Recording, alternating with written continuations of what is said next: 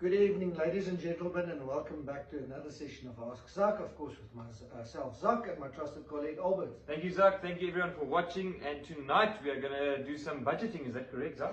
Yes, we're going to look at basic budgeting for our ruminants. So, of course, it's very important. We have to look at farming as a business. Yes, you've got a better view than the rest of us, but it is a business. So you need to do that admin that a lot of people don't want to do. You're going to have to do in order to run it properly. So first and foremost, I think it's a challenge that we run in not only with our ruminants, but even with our poultry and our layers, is markets, guys. It's very important to determine your market and see where you're going to sell it. Depending on the type of market is also going to influence your price. If you, let's say you deliver to an abattoir, you're going to get rand per kilogram. If you just take it to the, let's say the local auction, there's going to be quite a difference in the value that you're getting there compared to, let's say, your abattoir, or let's say you've got a contact with a feedlot and they buy your young calves. That's of course a different budget that you're looking at, of a different value that you're getting for your animal. So if you can start with the value, now you can start drilling down, and of course all the other things influencing it. So first and foremost, get your market ready. Do the homework, do the footwork, because that is going to determine whether you'll be able to sell the animal. It doesn't help you get stuck with your animals. 100% correct, Zak. And of course, if you are going to those auctions are for free, guys. So you are more than welcome to go there a week or two before to go see what the prices are going for. So you can get an estimate, see. It is fluctuating, the markets. It is a risk, of course. You can start looking at on an app and for different meat prices, etc. But the best is to go to your nearest auction where you will be selling your animals, see what the other people are getting for their animals, so that you can take it from there and work it into your budgeting and make sure that you are going to make a profit and not a loss when it comes to auction. Now, another very important thing is, of course, space. Where are you going to keep the animals? And of course, when we talk about space, we look specifically at grazing. Of course, there must be sufficient grazing. When it's a ruminant, the grass or good hay is crucial for their health and of course their gut health. If the gut is healthy, they are going to produce more, and a healthy animal is a productive animal, and that's what we're looking at. So it's going to differ from where you're situated. Here where we are in Middelburg, you can look at maybe 5 head of cattle per hectare, depending on your management system. There are areas, if you go down to Groblersdal or maybe a little bit more bushveld, your carrying capacity is going to be lower. So you need to plan accordingly. You mentioned something interesting you mentioned earlier. You're talking about the feed bank or the fodder bank. Yes, 100% correct, Zak. So yeah, guys, basically what Zak is trying to say is that on the high veld with our ruminants, of course we are in a sour veld area. So in the sour veld, you are dependent on lick. It's a farmer's best friend. You cannot farm without lick on the high veld, and that's of course where your also production meal comes in, your winter lick and your mineral lick. So if you are going to leave your animals without that lick, they will not perform. Basically what your sour veld means is that in the winter they lose their palatability, that grass will turn brown, it will lose its protein, and it will basically just be cellulose, hemicellulose, a bit of roughage, etc. If you're moving towards the bushveld, like Zak is saying, in the area where you have less grazing, more tree coverage, and you have a lower carrying capacity, meaning you need more land for the amount of animals that you are carrying, then it's more of a sweet veld. It depends quite from the area. North of the Soutpansberge, that's where our sweet veld is. In the bushveld from Marble Hall, Groblersdal, that area up to Polokwane, it will be mixed bushveld. So a low carrying capacity, you need more land for that, but you're also still dependent on your licks.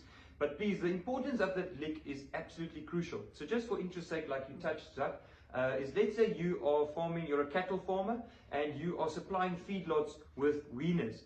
If you have a sufficient fodder bank, meaning you have you've got your cultivated grasslands where you are putting down your fertilizer, you're having high yields there, you're cutting in the summer, you're baling those crops, and you're storing it either for yourself for the winter, and all of the surplus you sell for your clients. Of course, we all know that not all farmers can produce their own bales and they need to buy in bales. But if you can produce that bale, a good roughage source on your farm, just like Zak said, and we repeat it on our Zak quite often, is with any ruminant, you always need sufficient roughage, even with horses, Zak, you would know. So that is absolutely vital. So please, when you are making a fodder bank, work out how much you are going to use for your animals. Always add a few extra bales just in case it starts burning or you're running through it. Just add a few more on your side, and any surplus after that you can sell or put it in your bank and sell it, especially in the winter. Remember, in the winter, Zak, those prices will go up, and in the summer they will be lower. So if you've got a good storage facility for those bales, you can keep those bales not moldy, nice and dry, in good quality until you hit the winter and you hit those good prices and you can sell them. But just to get back to the licks, let's say you are a farmer that is supplying the feedlots with about 200 kilogram weaners. You've just weaned them on about 150, 180, depending on what age you wean or what kilogram. We're weighing them to make sure that this is our weaning weight. And what we can do now is, if we have sufficient grazing, Zak, good carrying capacity like here in Middelburg with our beautiful beef masters, what we can do over there is we can wean them on the Ozu production meal. Now, of course, this production meal is a production lick, meaning it's got energy in the form of maize and different raw materials, and of course it has bypass protein, so it's a 25% protein lick. You use it as a transition lick from summer to winter in that autumn stage, so our animals build up condition quite quickly. But listen to that word, build up condition quickly. That's what we're after, Zak. And it's a lick, guys. We are going to put out this production meal ad lib, meaning that it's always full, but we can look at about an intake of about 1 kilogram for that animal. So let's say that calf is getting in 1 kilogram of production meal and it's grazing on the veld. You are paying about 5 rand for that, 5 rand per kilogram for that production meal. So you're spending 5 rand on that one animal. That animal is gaining about 500 grams on that. The current weaner weight, whether you're going to sell that animal for, is, let's say for instance, 40 rand a kilo, picking up 500 grams. So you're making 20 rand on that day. Subtract the 5 rand off that, so you're basically making 15 rand per day just by using a lick and having enough grazing. So if you overgrazed on that veld and there's not sufficient grazing, your animals are not picking up weight. And the only way you will know if your animals are picking up weight is if you weigh them. So of course that's where we get to our record keeping, Zak. Very crucial. Everything that Albert mentioned here, of course, your feed, like your product, your lick, your production. We talked about bales.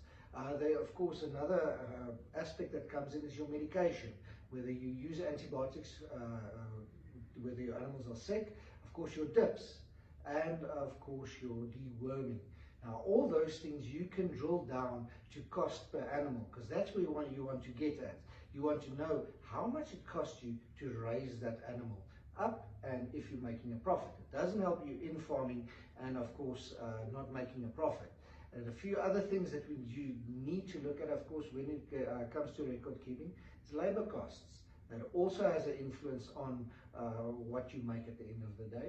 And a big expenditure that a lot of farmers forget about to budget for or work into their budget is, of course, fencing. If you've got bad fencing, you're probably going to have angry neighbors most of the time. So be very aware. You need fencing, needs replacement. So you need to budget it in. If you just bought a plot of land and you have to do it from scratch, that's going to be a very big expenditure, but that will last you, if you take good care of it, it'll last you quite a few years. But remember, you always want to put back a little bit so that you have, when that, you mentioned it with the bales, you want to keep a little bit back so that you are prepared for unforeseen circumstances. And the same way when it comes to money, you want to put back, rather you spending all that income on yourself, work out a salary for yourself and put away money into your business so that you can grow your business and prepare for unforeseen circumstances. But all these things you need to write down. If you've got a computer, the best, throw it into Excel, calculate it. What is my dip? Use, let's say, 20 mil of dip on my cattle. You can calculate it down to how much rand you're using there. Of course, vaccination, you can drill down to how much it costs you per animal, just to make sure you know and you can make an informed decision. It's incredibly important to make an informed decision in this whole process. Zak, that is absolutely crucial and very, very important. So please listen to that, plan for that, and go into your depot, get a quote on the prices of the feeds, what you will be spending on the different products, and then you can get those prices and work out your budget and do that so that you don't take that risk when it comes to selling your animals. You're making a loss. So just for interest sake, let's say I was talking about the production meals, Zak. Let's say you're on that instance where, okay, I did make all those bales, I made a fodder bank, I'm selling my bales, but my grazing is down. What will we do then? So if you are someone that's producing lambs for a feedlot, or you're going to put them through your own feedlot, or if you are producing calves as well, speenkalvers, weaners, if you are producing them for a feedlot and you don't have that grazing, also has the solution for you. So basically, Zak, what you're going to do there is you're still going to put your animals on the veld, or you can feed them off full calf pellets. Both. You can feed them on the veld, that full calf pellets, that wouldn't have such a bad effect. The animals will put less stress on your veld while supplementing the full calf pellets on the veld in a creep feeder. We're going to give them those the full calf pellets or mash pellets for our sheep and goats, of course, and mash for our ruminants, for our large ruminants, for our cattle. We're going to feed them that and run on that until we hit our target weights. Now, a lot of people, Zak, will say, yes, it's quite expensive, I don't want to feed them that fully. But remember, if you feed them this high quality product, it's an 18% protein feed with some energy in there. Of course, it's a phenomenal product. The clients that use it get really, really good feedback from it. They will gain weight quicker. And that's the thing. Going back to your record keeping, if you're weighing those animals per week, and let's say you've got that herd of animals that are on the pasture, that are grazing on them, they're doing their production meal, and you have the animals that are using those full calf mash or pellets, I can promise you now, depending on breed of course, but I can promise you now that when it comes to Friday or whatever day you are taking weights, the animals that are on the full calf pellets on grazing and the extra production meal will outweigh the ones that are just on the veld. And that means that those animals will get to their weights quicker, you will sell them quicker, and it's less money that you are spending on them. So please, if you need any assistance on this, contact your nearest technical advisor, contact your nearest depot to find out who is the technical advisor there, so that you can make a booking with them and they can come and help you with that. Of course, that is totally for free. That's just the benefit of being an Alzu Feeds customer. So, to wrap it up, everything under one roof, your Alzu one-stop shop, from feed to medication to weight bands and scales, everything to measure your business with, and of course better yourself, is under one roof. And the whole technical team is not under that roof, but they're only a phone call away. So get in contact, guys. Definitely. There's no reason that an Alzu customer should struggle or be confused. That's the benefit of being with us or using Alzu Feeds. And of course, this week we will be in the Leidenburg area for our information day. So please, if you're on that area, you're more than welcome to come and attend. Go and register at the depot. We will start at about 10 o'clock, be there at 9:30, and we look forward to seeing you. Zak, thank you so much for another Zak. I hope this helped a lot of people out there. If you're new to Zak, welcome and thank you. And if you are a regular listener, watcher, thank you so much. If you have any questions, please leave it in the comment box. We'll get to it as soon as possible. And we'll see you guys next Tuesday, same time, same place, for another subject, of course, just to get your knowledge up there. Have a good evening. Good night.